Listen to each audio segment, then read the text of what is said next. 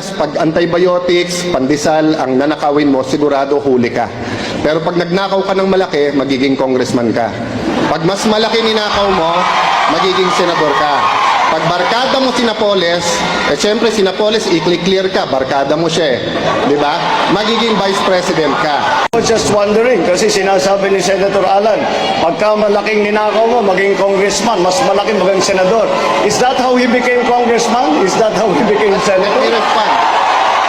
That's not how I became congressman. It's not how I became senator. Well, mga kababayan, alam kong sa Europe nag-aral si Senator Bongbong kahit peke yung diploma.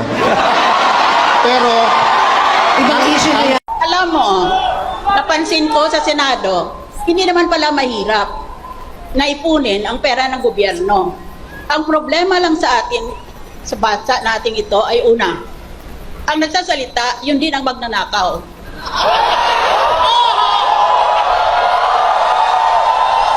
Pangalawa, pag nagsasalita sila, kunwari laban sila sa graft and corruption, maling-mali pa ang English nila.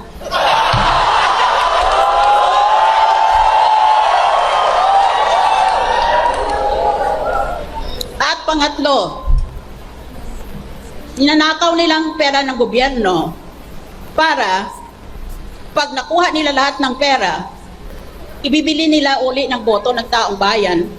At sa ganung paraan, wala nang katapusan ang pagnakaw ng ating pera. This must stop.